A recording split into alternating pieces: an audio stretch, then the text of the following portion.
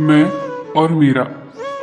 जब तक ये भाव हमारे साथ रहेंगे, हमारे जीवन में पूर्णता नहीं आएगी, आ ही नहीं सकती। क्योंकि जहां सिर्फ मैं बसा है, वहां किसी और के लिए जगह हो ही नहीं सकती। चाहे जितना भी धन कमा लो, ज्ञान अर्जन कर लो, जितनी भी साधना कर लो, पूर्णता नहीं आएगी। पूर्णता केवल एक ही चीज से आती है, केवल एक ही भाव से। प्राचीन समय की बात है, एक आचार्य हुए, बहुत ज्ञानी, सारे शास्त्र पढ़ डाले, सब जान लिया, पर पूर्णता नहीं थी। लगता था अभी भी कुछ बचा है, कुछ शेष है जिसे जाना नहीं। जो नहीं है तो शांति नहीं है, एक अधूरापन है। छोड़ दिया उन्होंने सब, सोचा अब ध्यान करूंगा, बहुत हो गया ज्ञान। ज्ञान से तो प्यास ही नहीं बुझी, सब पढ़ डाला, पर जीवन का असली उद्देश्य आखिर क्या है यह नहीं जान पाया। अब साधना ही मार्ग है, ये सोचकर वो एक गुफा में बैठ गया। 3 वर्ष घोर तपस्या की, लेकिन मंजिल तो कहीं दूर दूर तक दिखाई न पड़ी। एक दिन निराश होकर वो गुफा से बाहर निकला, ये सोचकर कि लौट जाऊंगा वापस। तभी उसने देखा कि उसकी गुफा के बाहर एक वृक्ष था, जिस पर एक चिड़िया घोंसला बना रही थी। एक एक तिनका चुगती और पेड़ के तने पर जाकर रखती। तिनके फिर से बिखर जाते, पर वो हार नहीं मानती। बार बार यही हो रहा था, पर उसने हार नहीं मानी। उसका साहस जरा भी कम न हुआ।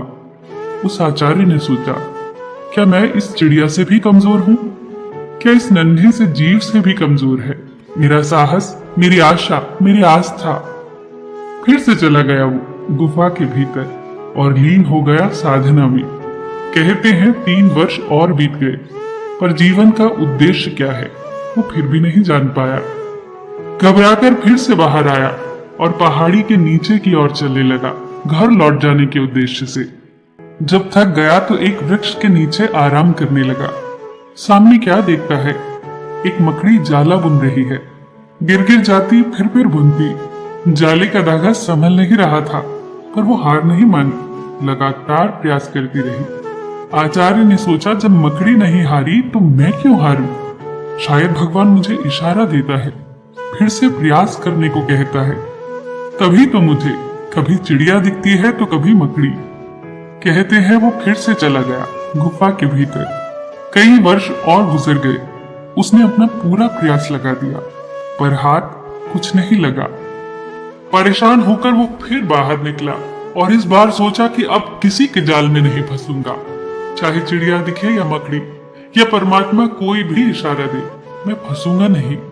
मैंने अपने जीवन के कितने वर्ष दांव पर लगा दिए, पर कुछ भी हाथ नहीं आया। इस बार तो मैं कहीं नहीं देखूंगा, सीधी राह देखकर घर लौट जाऊंगा। ये सोचकर वो पहाड़ी के नीचे की ओर चल पड़ा। कोई आवाज आए, कोई फड़फड़ाहट हो तो वो आंखें बंद कर लेता। आगे बढ़ ही रहा था कि राह के बीचों बीच एक कुत्ता नजर आया, जिसकी पीठ सड़ चुकी थी, उसमें कीड़े पड़ चुके थे। उस जीव को देखते ही उस आचार्य के मन में करुणा जाग उठी। लाख जतन करने के बाद भी वो वहां से जा न सका, वहीं बैठ गया और उस जीव के घाव से कीड़े अलग करके घाव को साफ करने लगा। वो आसपास लगी जड़ी बूटियों को तोड़ लाया और उसका रस घाव पर लगाया।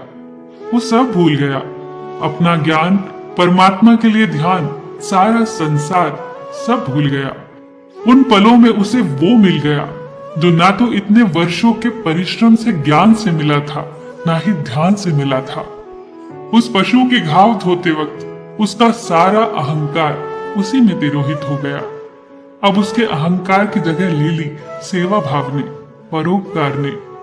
यही तो वो भाव थे जो नहीं थे उसके जीवन में। इतनी पूर्णता उसने कभी महसूस नहीं की थी जितनी इन क्षणों में की। आप जितने भी ज्ञानी हो, ध्यानी हो, धनी हो, कितने भी शक्तिशाली हो, आपके जीवन में पूर्णता तब तक नहीं आ सकती जब तक आपके जीवन में परोपकार का भाव न हो।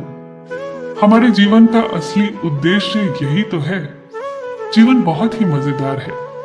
यह तब और अधिक मजेदार बन जाता है जब आप इसे दूसरों के लिए जीते हैं। दोस्तों, जिंदगी को जीना सीखना है तो प्रकृति से सीखो। दुनिया में कोई भी चीज अपने लिए नहीं बनी है। जैसे दरिया खुद अपना पानी नहीं पीता, सूरज अपने लिए उजाला नहीं करता, फूल अपनी खुशबू अपने लिए नहीं बिखेरते। जानते हैं क्यों? क्योंकि दूसरों के लिए जीना ही असली जिंदगी है।